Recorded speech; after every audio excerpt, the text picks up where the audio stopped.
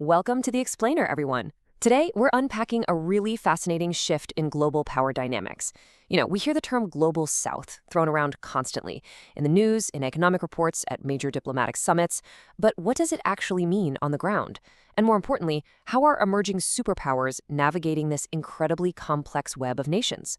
Well, we're going to take a deep dive into the real mechanics of South-South cooperation. We'll strip away all that academic jargon to look at the undeniable economic power, the messy internal frictions, and the highly strategic role India is playing to bridge these divided worlds. It's basically a brilliant geopolitical chess match, and I can't wait to get into it. Here's our roadmap for today. First up, decoding the Global South. Second, we'll look at the South's economic engine. Third, internal divisions and challenges. Fourth, India's cooperation playbook. And finally, the Southwestern Bridge. All right, let's jump right in. Section 1, Decoding the Global South. Okay, let's dive into this. Where exactly is the Global South? Seriously, think about a map for a second. As those of you who follow global politics probably already know, it's actually a bit of a geographical misnomer. To map its actual boundaries, we have to look completely past latitude. Now, what's really interesting about this is that the North-South division isn't drawn by the equator. It's drawn by economic wealth, development metrics, and historical context. Basically, a country is categorized as North or South based on economic factors, social and political differences, and the overall quality of life of its population. So the South is essentially our geopolitical shorthand for the developing and least developed world. Make sense? Section 2, the South's economic engine. Now, this is where the numbers get absolutely incredible. We are no longer talking about some marginalized group of nations here. We're talking about the core engine of the modern global economy. Intra-South trade, meaning these developing nations doing business directly with each other, is higher than ever. It now accounts for over a quarter, 25% of all world trade. They aren't just waiting around for the traditional North to do business with them. They are actively building robust, highly lucrative supply chains all amongst themselves. And hey, it's not just the exchange of goods we're talking about. It's the movement of serious capital. Outflows of foreign direct investment, or FDI, from the South now represent an impressive 1/3 of total global flows. A massive 33% of the world's cross-border investment is originating right from these very countries. They are literally the ones funding infrastructure, technology, and businesses all around the globe. Then there's this staggering figure, $786 billion.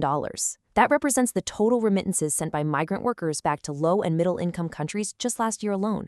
To put that into perspective, this isn't abstract corporate wealth we're talking about. This is direct, person-to-person capital transfer happening on a massive scale. And it's specifically helping to lift millions of families directly out of poverty. It's a real game changer. So when we pull all these economic indicators together, the conclusion is pretty undeniable. Countries of the South have driven more than half of all world economic growth in recent years. Because of this, the ambitious 2030 Agenda for Sustainable Development simply cannot be achieved without the ideas, the energy, and the tremendous ingenuity of the Global South. They are absolutely vital for our shared global future. Which brings us to Section 3, Internal Divisions and Challenges. So the crucial point here is that this economic boom kind of hides a much messier reality. We often mythologize the Global South as this coherent group with a single unified agenda, right? Well, actually, scratch that. The fragmented reality tells a very different story. The Global South is highly differentiated when it comes to wealth, power, needs, and capabilities. There's intense regional competition, plus collective institutions that were originally created to give these nations a voice, like the non-aligned movement, have largely become dysfunctional. It's a highly fractured landscape behind the scenes. The source material actually highlights some specific exploitations within this space. For instance, it notes that stronger nations, like China, sometimes take advantage of weaker partners. It also points out that international oil companies are extracting natural resources, often with a frequent disregard for the local environment and public health. Oh, and it mentions the misuse of non-conditional financial assistance, which sometimes gets diverted toward unapproved, devious projects. Adding to these frictions is a deeply ingrained diplomatic rule, the strict principle of non-interference. Now, while this was originally designed to protect sovereignty, the source notes that it often acts as a severe limitation to genuine cooperation. Because of their unwavering obedience to this principle, countries like India and China often focus strictly on doing business, while basically ignoring the severe local and internal conflicts happening right inside the borders of their trading partners. And the roadblocks definitely don't stop there. there is still a persistent north-oriented mindset out there, along with traditional vertical links to a world dominated by U.S. hegemony. You've got mutual suspicions and rivalries brewing between the bigger and smaller states within the South. There are low-level administrative barriers and just a general lack of experience in working together smoothly. And despite that massive economic growth we talked about earlier, there's still a real lack of broad financial capacity across many of these nations to fund their own development independently. All right, let's pivot to Section 4, India's Cooperation Playbook. Given these deep internal fractures we just discussed, how does a rising power actually lead? Well, India offers a really brilliant multi-sector case study, and this brilliantly illustrates their approach. Let's break it down. In healthcare, during the COVID-19 pandemic, India launched the vaccine Maitri campaign, stepping up precisely when many advanced countries of the North fell short of their promises.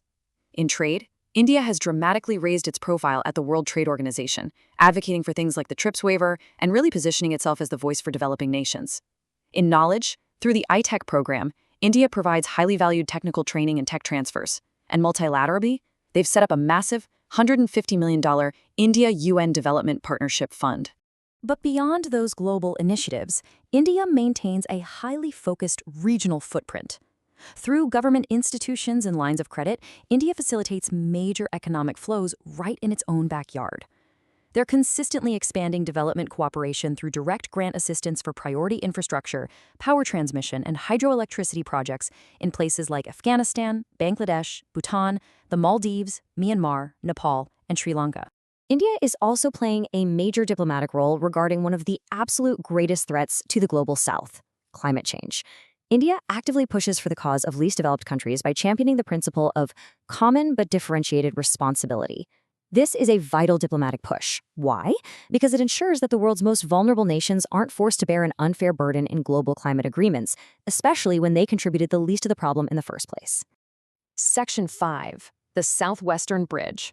Let's move ahead and see how this all builds together. Because all of these initiatives we just looked at, the vaccines, the trade advocacy, the regional grants, they aren't just isolated acts of charity. They're part of a much larger, very deliberate geopolitical strategy. Take a look at this quote from our source material. India should be eager to become a bridge between the North and South by focusing on practical outcomes rather than returning to old ideological battles. The strategy here is crystal clear, folks. The objective isn't just to rebuild a global trade union among the South to extract a better deal from advanced countries. No, it's about moving past outdated ideological warfare and focusing strictly on what practically works. Which leads us to this incredibly powerful concept, becoming a Southwestern power. Now, I know, it sounds like a bit of a paradox, but it perfectly defines India's strategic positioning. It is the ability to build and maintain deep, robust partnerships with the US and Europe, the traditional West or North, while simultaneously and authentically championing the interests of the global South. It's essentially acting as the definitive bridge between two historically opposed worlds. Which leaves us with this final, thought-provoking question to close out our explainer today. What happens to the traditional North-South divide when a nation successfully builds a bridge between both worlds? If economic power is decentralizing like we've seen, and countries like India can effectively play both sides of the board for mutual benefit, well, the old maps of global power might just be obsolete. It's a truly fascinating shift, and definitely something to keep a close eye on as these changing alliances reshape our future. Thank you so much for joining me today, and keep questioning the map.